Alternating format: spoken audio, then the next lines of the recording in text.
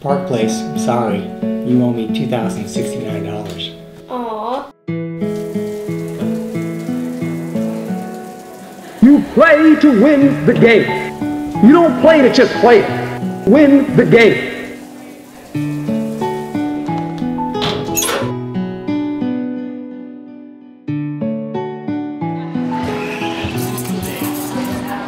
Come on guys, let's go get breakfast. I'm going to take a cup of coffee for myself and 2 bagels with cream cheese for the boys. He wants chocolate milk and you want regular milk, correct? All right, anything else today?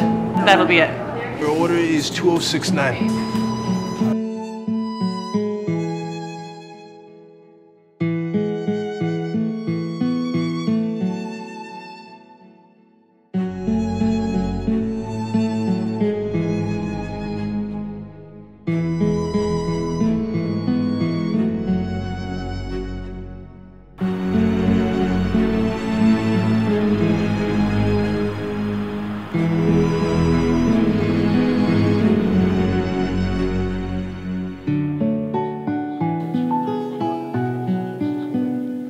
The hashtag 2069 project started out of a simple, regularly scheduled meeting of the outreach committee.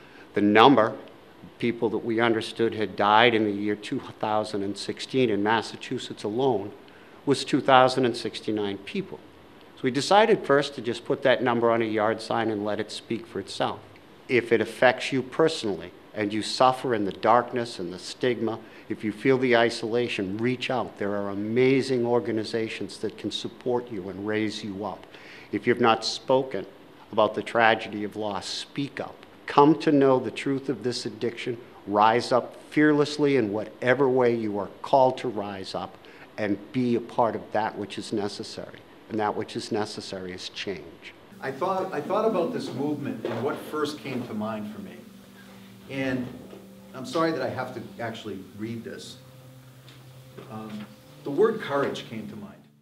My name's Jim Derrick, and I'm the president of the SAFE Coalition. The coalition's mission is to target prevention, destigmatization, and to reduce barriers to treatment for substance use disorder. Our resource support line has fielded over 270 phone calls. All of those people have received supportive services and treatment options. It takes a lot of hands, and more importantly, a lot of creative thinking. In its short 2-year history, we've seen enormous success. Support groups have sprung up among the 8 towns that we represent. This is our nation's #1 health epidemic. Together, we can make a difference. My name is Jeffrey Roy, and I proudly represent the citizens of Franklin and Medway in the Massachusetts General Court. And I've also been a very active member of the SAFE Coalition, which grew out of Franklin, but now is serving 8 communities in Norfolk County. As a state government, we've been involved in making legislation, providing budget funds for various programs throughout the community. We also have programs that occur at the federal level.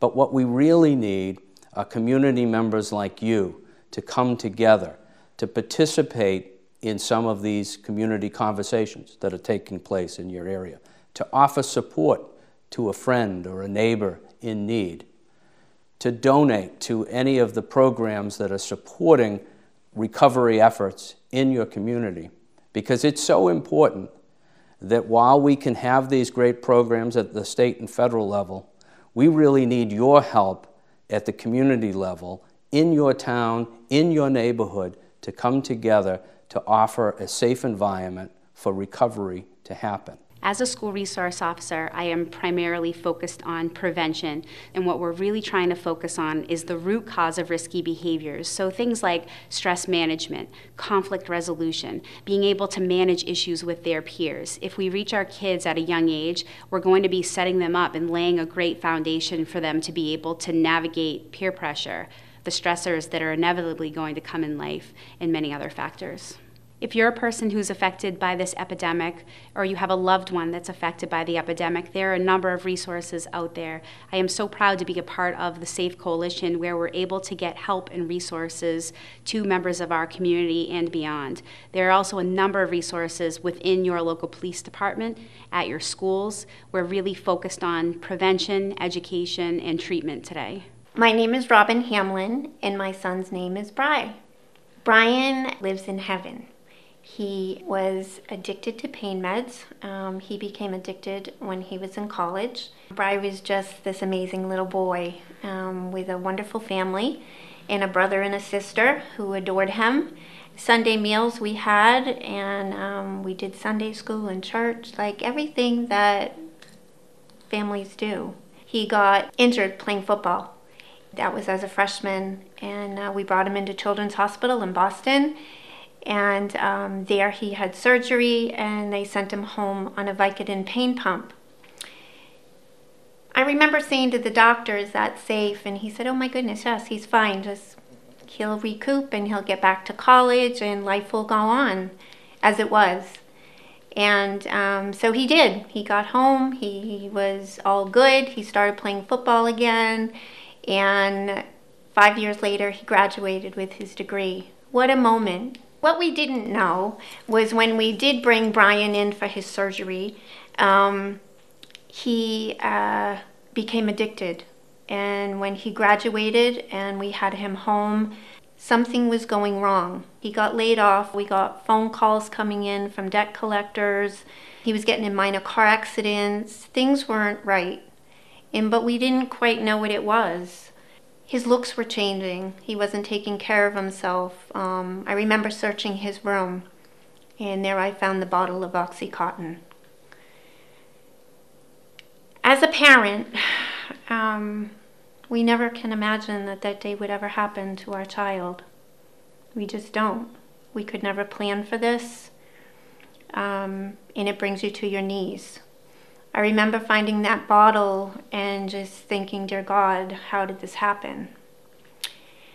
Because we thought we did everything right. Brian's journey with addiction started that day when he was sitting in a bedroom with his Vicodin pain pump, squeezing it. His body really liked it, and he couldn't stop. The one thing that I am very grateful for is that Brian reached out, and we reached out as a family to get help. We had to be honest about this disease that so many people don't want to be honest about because they're ashamed or they're embarrassed or they think they've done something wrong. The day when we got a phone call about Brian was a day that I never could have been prepared for. When he was using, I used to not sleep because that's what parents do. You don't sleep, you don't eat, you don't function because you live in fear 24 hours a day that you're going to get a phone call.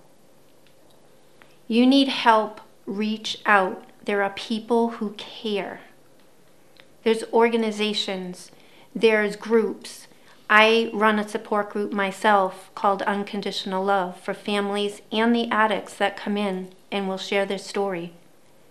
There's help, but you have to reach out and get it. Never feel like you are alone.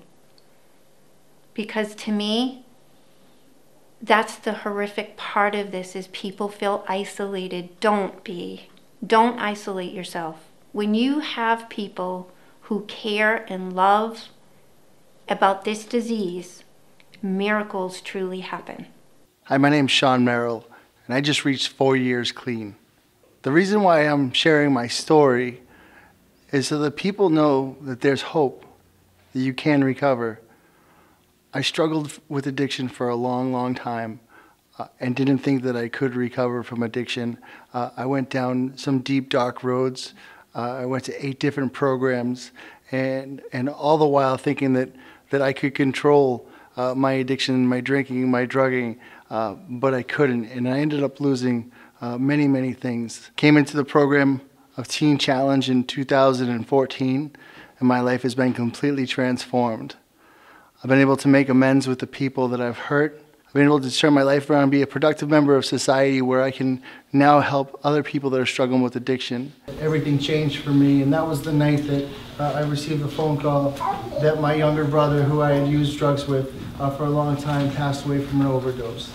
I've committed my life to fighting this epidemic so that as many families don't have to be a number. They don't have to be 2,069, a number or a statistic. This is going to be a fight that's going to be hard, and I can't do it on my own. We need as much support as we possibly can get to help every single family, not only that's lost a child, but so the families in the future don't lose children, don't lose their brothers or sisters, or sons or daughters, or mothers or fathers. It's going to take a whole community effort to fight this epidemic. We need you. We need you to get involved. We need you to fight. We need you to volunteer, to donate, to stop the stigma, to talk about this issue, to call your state representatives, to get involved and fight. We can't do this on our own. We need you.